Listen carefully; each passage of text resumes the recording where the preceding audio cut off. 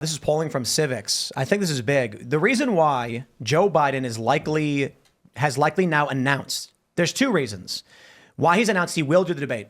One of the most interesting ones I've heard is that he is concerned, his team, his campaign, that the Democrats will try to force him out and bring in a new candidate, someone who can probably win. And the reason why they're saying they want to do a debate earlier than normal, they're claiming, oh, it's because people need to hear the debate before early voting begins. Others say it's to force the position so they can't change and they have to have Biden. But I think it's this. This is Civics, favorable or unfavorable opinion of Joe Biden. Of course, Democrat doesn't matter.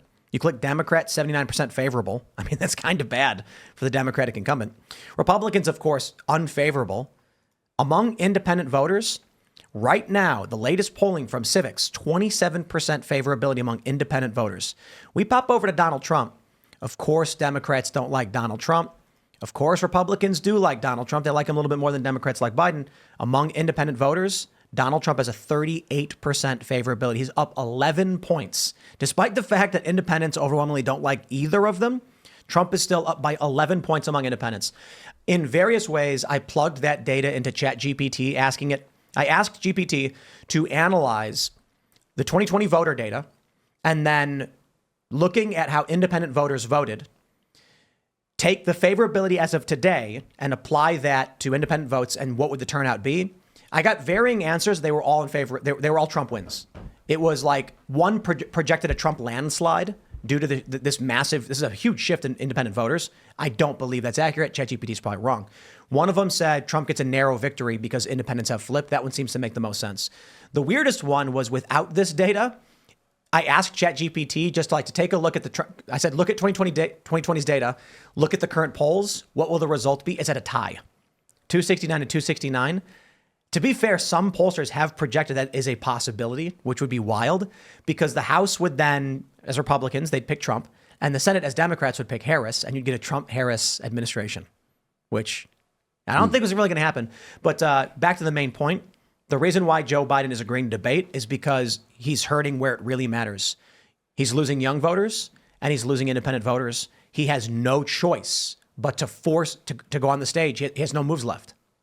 Yep. Why is he losing young voters? The Palestine issue. Is it that? Well, I don't think so. Palestine actually registers relatively low on voters' issues. I think it's Palestine. I think it's college debt. I mean, there's data out right now that college interest rates are about to hit a decade high. I mean, he's this guy who continuously promised to give them this future that is not there. He's sending them into conflict internationally. He's charging them like crazy for college. He's not ending federally backed student loans. Yes, he is. He keeps forgiving more and more student debt illegally. But they always get tied up in court. Like it's not something that he's done enough What do you mean? on. It's done. People are posting there like my debt's gone. There are several millions of dollars tied up in court in this. He did not come through in the way that he told them they would. Sure, but when you look at what voters are concerned about, economic issues are the top. When you break down the different economic issues, I don't think it's fair to lump them all together necessarily because they put like homelessness as a separate, like hunger, homelessness, and poverty is a different issue from the economy. And I'm like, if you're poor, is that not an economic issue? Immigration as a single issue is charting the highest according to Gallup. And we pulled this up from Nate Silver. Among 18 and 29-year-old voters, like Palestine, Israel was number like 15 out of 16. And number one was economy. Number two was I think it was immigration. And I'm like, across all demographics, immigration, I think it's really simple. You're a Gen Zer and you're wondering why you can't afford to buy a house, why you're living in a shoebox in New York City, why there are no jobs, and then why on the news you're watching them send $100 billion to Ukraine. They brought in 5.1 million people in the past 2 years, according to Center for Immigration Studies. And you're watching them get tax benefits, welfare benefits, luxury hotels. Meanwhile, you're hungry. You can't get insurance. You can't buy a car. You can't buy a house. So I don't know for sure, but I think economy, immigration is a huge issue for Gen Z. There's this viral video from this dude. I think his name is, what was his name? Nicholas Sumners was the viral video. It's like 11 million hits on TikTok. And he's screaming about why he makes 3 times the federal minimum wage, but he can't afford to get a house. He can't afford to live. He's working 40 hours a week. He does not want to work 90 hours a week. Meanwhile, this country is sending hundreds of billion. He's like, I turn the news, 60 billion more of our dollars, taxpayers, being sent to a country no one can point to on a map. I'm like, yo, Gen Z is pissed about the foreign policy spending. Yeah, I think, yeah, it's too big. It's what you're talking about. The people's life. It's really just, it's a visceral thing. Your life. You look at your life, and you're not in a better spot today with Joe Biden in office. Now, not that the president single-handedly determines the quality of your life, but I think it's just people are looking at Biden like, what has he done? What policies has he put in place to make my life better, to make it better for my family? And you're coming up empty. There's nothing there. I also think that his age is a major factor here. To me, I don't know if the polls bear this out, but my feeling of it is that might be the number one thing, because the fact is the guy is senile. Like, he's an actual senile president. And I don't know how it's hard to get past that. That you don't think he's inspirational to the youth? Right. I mean, to anyone, it's just, are we going to vote again for a senile president? And then a third factor, too, is that they have not figured out a good line of attack for Trump somehow after all these years. And so their attacks on Trump are failing. And that's part of the problem. They're not able to mobilize voters against Trump, because their narrative about Trump even now is that he's a dictator. He's in league with Putin. You know, he's going to bring in Handmaid's Tale, dystopia, and all this kind of stuff.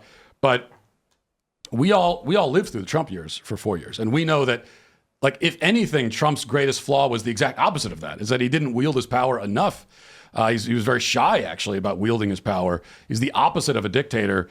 But that still is their narrative about him. They haven't updated it. And so they've got this senile guy overseeing a collapsing economy, and they're running against this other guy, and they can't figure out what their narrative is against him. And that's sort of the situation they're in. I think that's especially true for voters who were below 18 when Trump was in office. Like, if you were 14 when Trump took office, you graduated high school right when Biden took over. If you maybe went to college, if you've been working for a couple years, now you're inheriting this economy and this culture that is extremely negative and sort of in disarray. It makes you want a change. And if you were looking back thinking, oh, my parents had, more money under Trump and they weren't complaining about inflation as much, like, whether or not the president is the one who fixed it, you're going to look back at that time much more nostalgically, and you're going to want it. And it was something that you didn't vote into office, but now you might choose to. And the fact is, the Trump years were good until 2020.